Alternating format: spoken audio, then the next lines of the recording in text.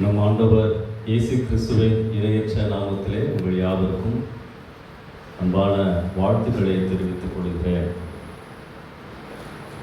இன்றைக்கு உங்கள் மத்தியிலே கிருபை என்ற தலைப்பிலே ஆண்டவருடைய வார்த்தைகளை பகிர்ந்து கொள்ள விரும்புகிறேன். கிருபை அப்படின்ற வார்த்தையை நம்ம விசுவாச வாழ்க்கையில் பல தடவைகள் நாம் பயன்படுத்துகின்றோம். ஆண்டவரே, உம்முடைய கிருபையினால் தான் நான் வாழ்கிறேன், உம்முடைய கிருபையை எனக்கு தாரும், எல்லாம் அவருடைய கிருபை. இந்த வார்த்தையை நாம் பல தடவைகள் பல சந்தர்ப்பங்களில் உபயோகப்படுத்துகிறோம். கிருபை இந்த வார்த்தையை எப்படி நாம் புரிந்து கொள்வது? பொதுவாக வேத புத்தகத்தில் கிருபை என்ற வார்த்தை இரண்டு அர்த்தங்களில் வருவதை நாம் அறிந்து கொள்ள வேண்டும். முதலாவது, கிருபை என்றால் தகுதி இல்லாதவர்களுக்கு ஆண்டவர் காண்பிக்கின்ற அன்பு, அன்மெரிட்டட் ஃபேவர் என்று சொல்லுவார்கள். ஆசீர்வதிக்கப்படுவதற்கு தகுதியே இல்லை என்றாலும் அவன் கடவுளால் ஆசீர்வதிக்கப்படுகிறான் என்று சொன்னால் அதுதான் கிருபை. வேதத்திலே சில உதாரணங்களை நான் காண்பிக்கிறேன், வாசியுங்கள். ஆதியாகமம் 28ஆம் அதிகாரம் 14-15.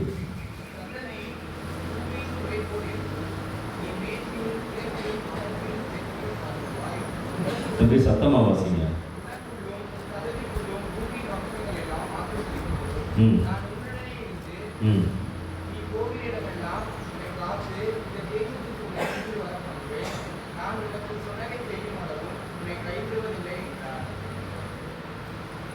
நல்ல ஒரு ஆசீர்வாதமான வார்த்தை, வாக்குத்தத்தம். நான் உன்னுடைய எல்லா தேவைகளையும் சந்திப்பேன், நான் உன்னை கைவிட மாட்டேன்.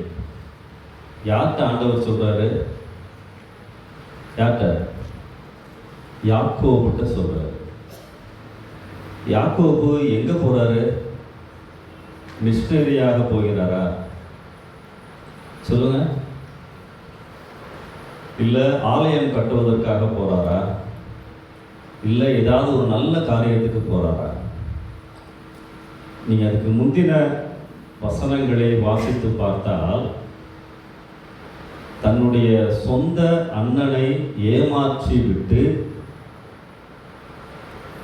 உயிருக்கு பயந்து ஓடிக்கொண்டிருக்கிறார். தவறு செய்துவிட்டு ஓடிக்கொண்டிருக்கிறார். அப்படிப்பட்ட ஒருவனை ஆண்டவர் சந்தித்து, யாக்கோபு ஆண்டவர்கிட்டலாம் வரல, தன்னுடைய மாமா வீட்டுக்கு போயிட்டு இருக்காரு. இல்லைன்னா அண்ணன் என்னை கொன்று விடுவான்.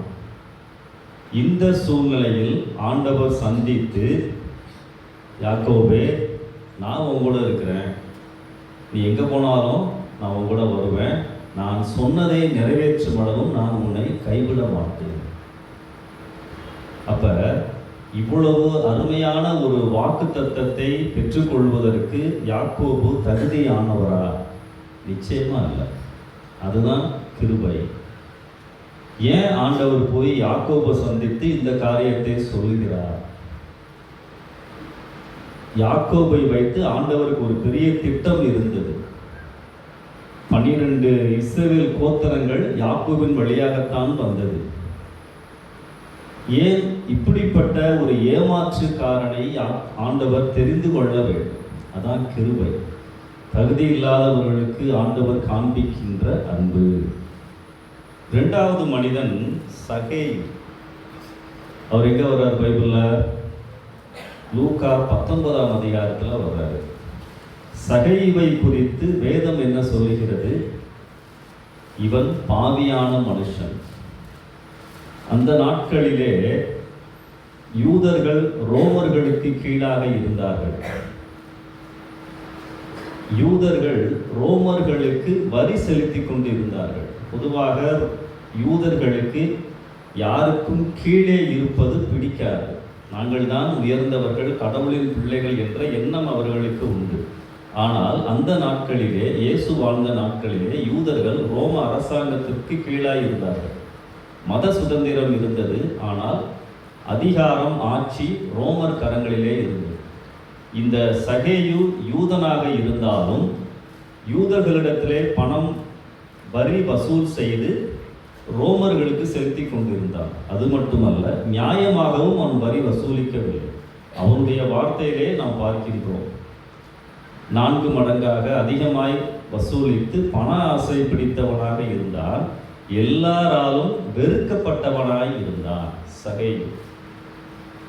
இப்படிப்பட்ட மனிதனை ஆண்டவர் என்ன சொல்றாரு? சகேயுவே, இறங்கி வா, நான் உன் வீட்டில் தங்கணும். எல்லாரும் முறுமுறுக்கிறாங்க. என்னப்பா ஏசாமி ஒரு பரிசுத்தமுள்ள தெய்வம், நீதி நியாயத்தை பிரசங்கம் பண்ணுறவர், சகேயுவை போய் கூப்பிடுறாரு, சகேயு வீட்டுக்கு போகிறாரு. அப்போ இயேசுவை தன்னுடைய வீட்டிற்கு அழைத்து செல்வதற்கு, இயேசுவின் அழைப்பை பெற்றுக்கொள்வதற்கு சகேயு தகுதி இல்லாதவன். கிருபை. சகேயுவை அதை எதிர்பார்க்கல. 3வது மனிதன் பார்த்தீங்கன்னா யோவான் 21ஆம் அதிகாரம். அதுல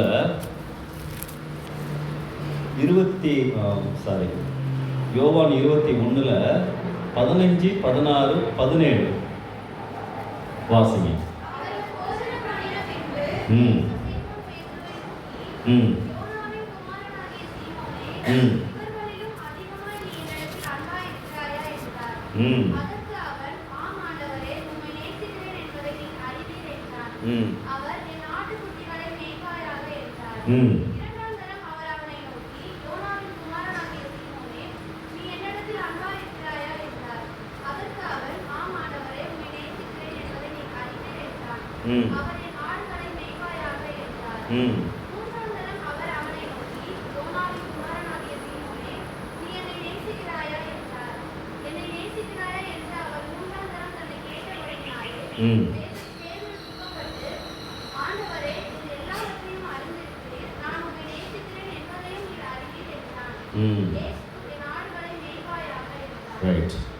இங்கே உயிர்த்தெழுந்த இயேசு கிறிஸ்து பின்வாங்கி போயிருந்த பேதுருவை திடப்படுத்துகின்ற, மறுபடியும் உற்சாகப்படுத்துகின்ற, உருவாக்குகின்ற காட்சி.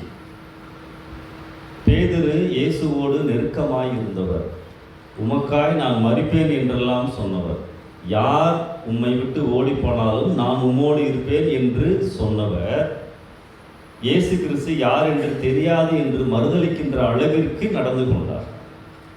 இப்பொழுதும் கூட என்ன செய்வதென்று தெரியாமல் இயேசு கிறிஸ்துவனுடைய கட்டளையெல்லாம் மறந்து, என் பின்னே வாருங்கள், உங்களை மனுஷரை பிடிக்கிறவர்களாக்குவேன் என்றுதான் இயேசு கிறிஸ்து முதலாவதாக பேதுருவை பார்த்த பொழுது சொன்னார். மார்க் 1ஆம் அதிகாரத்தில் பார்க்கிறோம். இங்கே மீன் பிடிக்க போயிட்டாங்க.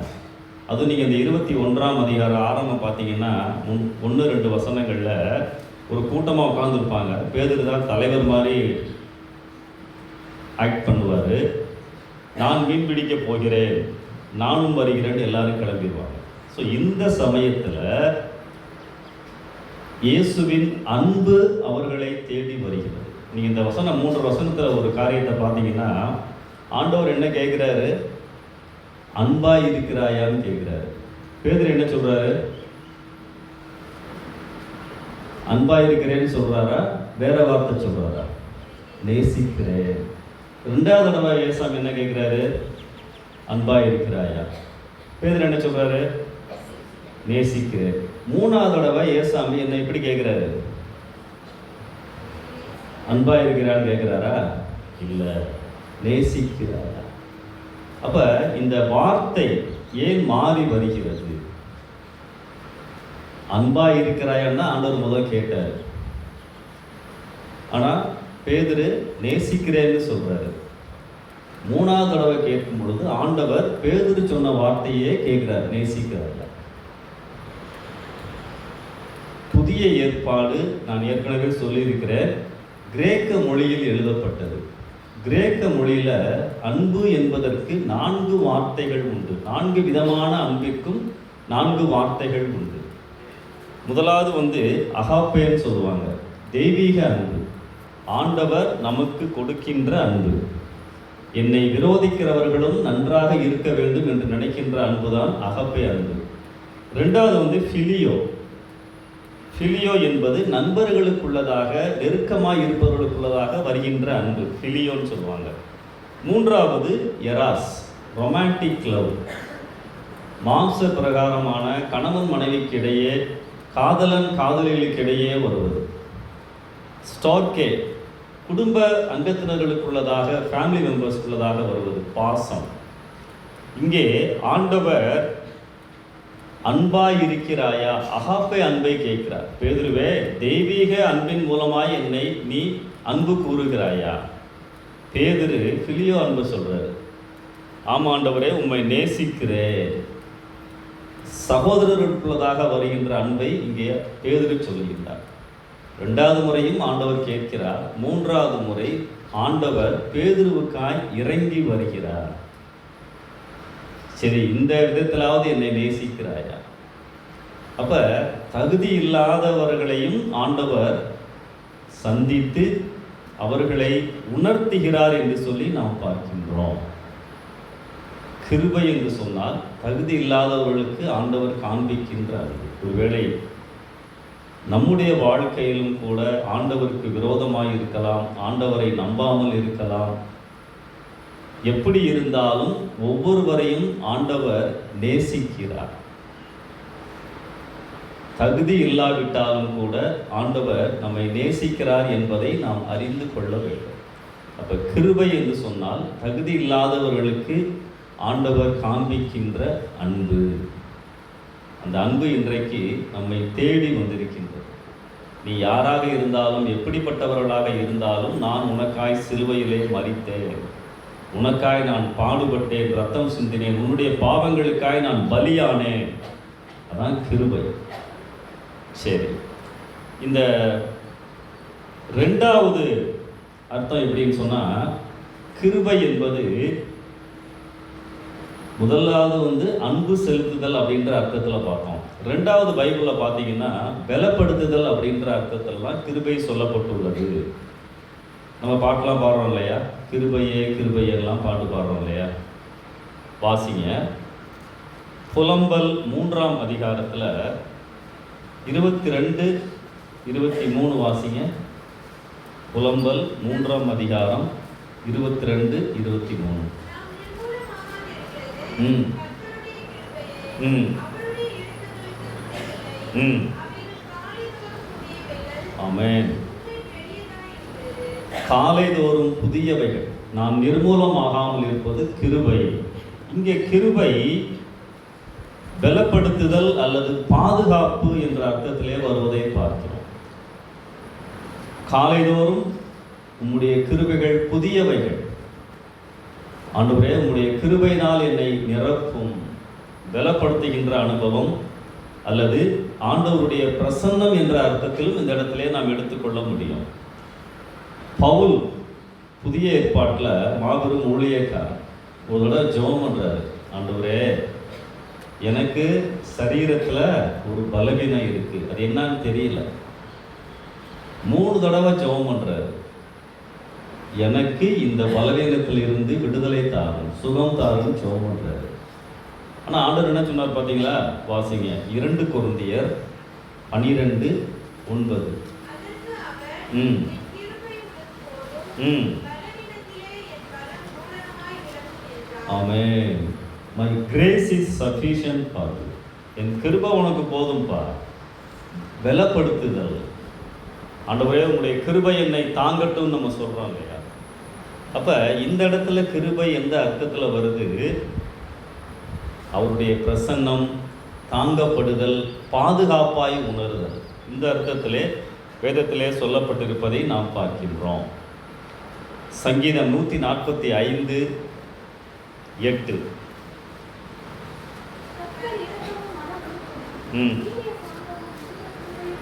மிகுந்த கிருபையும் உள்ளவர்.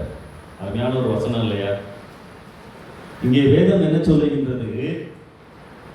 ஆண்டவரிடத்திலே மிகுந்த கிருபைகள் உண்டு.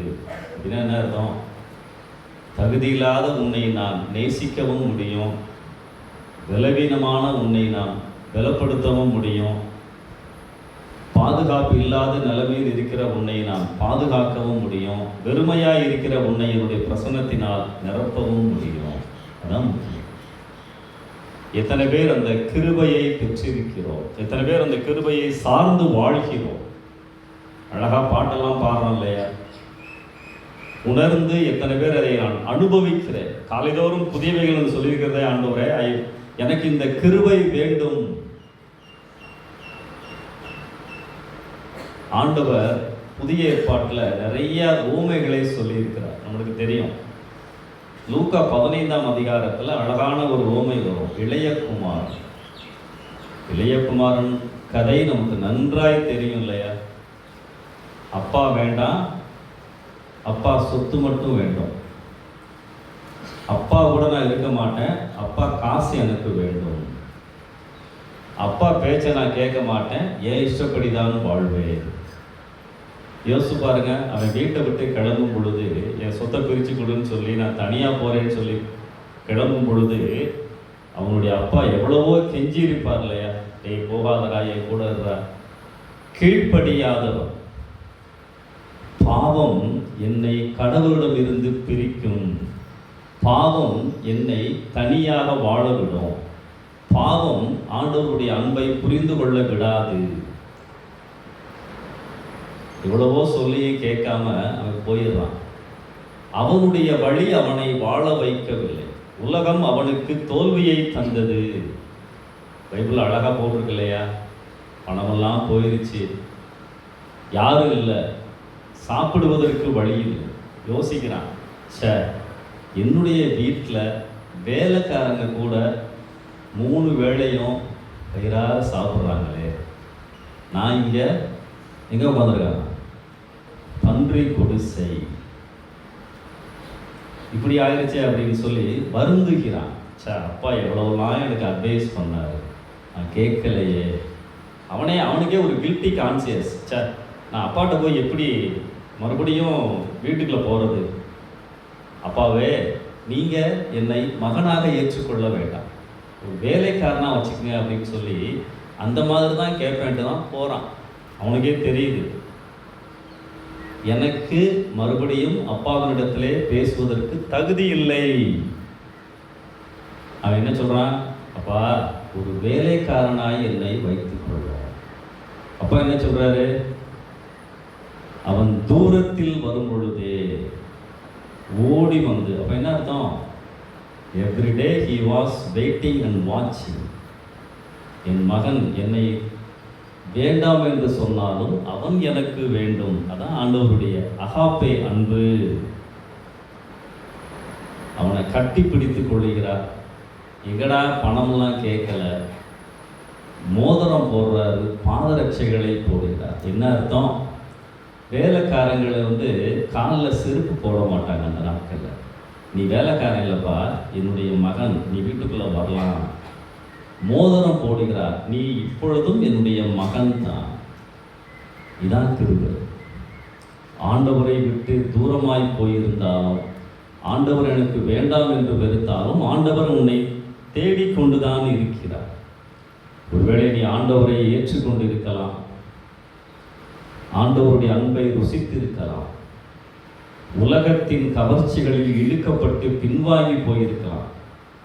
இதெல்லாம் ரொம்ப நேரம் பைபிள் வாசிப்ப, ரொம்ப நேரம் ஜெபம் பண்ணுவ, இப்போ அதெல்லாம் பண்ண மாட்டியே.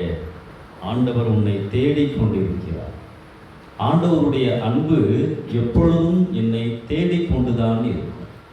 எப்படி அந்த இளைய குமாரனை தகப்பன் கேள்வி கேட்காமல் அதே நிலையில் ஏற்றுக்கொண்டாரோ, இழந்தவைகளையெல்லாம் எப்படி மறுபடியும் கொடுத்தாரோ, அதே போல ஆண்டவர் நம்முடைய வாழ்க்கையிலும் செய்வதற்கு வல்லவர். கிருபை. பாவத்தின் மூலமாக எவைகளையெல்லாம் அவன் இழந்து போயிருந்தானோ அவைகளையெல்லாம் அவன் மறுபடியும் அப்பாவுடைய அன்பினாலே பெற்றுக்கொண்டான். அல்லேலூயா.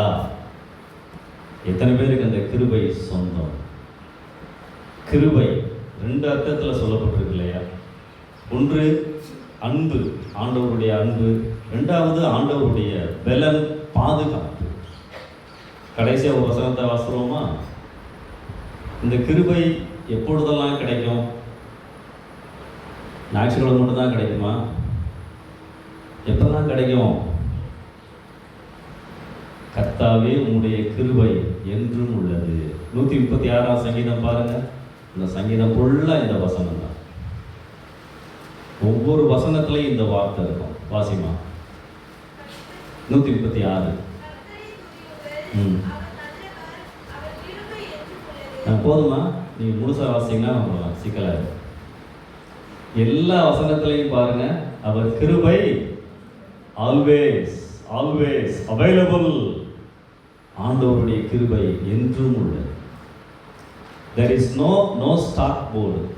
காலி என்ற போர்டு கிடையாது. தீர்ந்து போச்சுன்ற வார்த்தை கிடையாது. ஆல்வேஸ். நீ போனாலும் ஆண்டவர்கிட்ட வரலாம். பின்வாங்கி இருக்கிறியா? இளையகுமாரன் மாதிரி பண்ணி குடிசையில் உட்காந்துருக்கியா? தெரியாது. God knows. ஆண்டவருக்கு தெரியும். ஆண்டவரே, உம்முடைய கிருபையை நான் புரிந்து கொள்ள உதவி செய்யும், உம்மை நேசிக்க உதவி செய்யும். ஆண்டவர் கேட்கிறாரு, பேதுருட்ட கேட்ட மாதிரி, என்னை நேசிக்கிறாயா? பேதுரு அழகா சொல்றார் இல்லையா, ஆண்டவரே உனக்கு எல்லாம் தெரியும் ஆண்டவரே. அப்பதான் பொறுப்பை கொடுக்கிறார். ஆண்டவரை நேசிக்கும் பொழுது ஆண்டவர் என்னை பொறுப்பை கொடுத்து என்னை பயன்படுத்துகின்ற ஆண்டவர். இன்னைக்கு யாரெல்லாம் ஆண்டவரால் பயன்படுத்தப்படுகிறார்களோ, யாரெல்லாம் ஊழியம் செய்கிறாங்களோ, பகுதி நேரமோ முழு நேரமோ, அடிப்படை என்ன தெரியுமா? அன்பு. நீ என்னை நேசித்தால் நான் உனக்கு பொறுப்பை கொடுப்பேன். ஆண்டவரே, உம்மை நான் நேசிக்கிறேன், எனவே உமக்கு ஊழியம் செய்கிறேன். இந்த கிருபை என்றும் உள்ளது. நீ எந்த நிலைமையில இருந்தாலும், தூரமாய் இருந்தாலும், ஆண்டவரை மறந்திருந்தாலும், தூரமாய் பின்வாங்கி போயிருந்தாலும், சகேவை அழைத்த ஆண்டவர் உன்னையும் அழைக்கிறார்.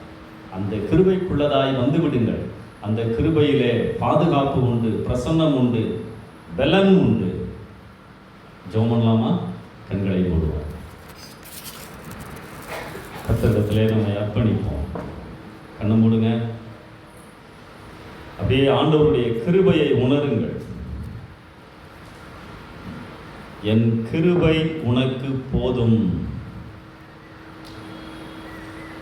ஆண்டவருடைய அன்பு, ஆண்டவருடைய பலன் காலைதோறும் புதியவைகள். ஆண்டவரே, அந்த நாளை ஆரம்பிப்பதற்கு முன்பதாக உம்முடைய பிரசன்னத்தினால் என்னை நிரப்பிவிடும். அதான் அதுக்கு அர்த்தம். அந்த கிருபையை புரிந்து கொள்ளுவோமா? அந்த கிருபையை ஏற்றுக்கொள்ளுவோமா? கிருபையின் ஆண்டவர் உன்னை அழைக்கிறார்.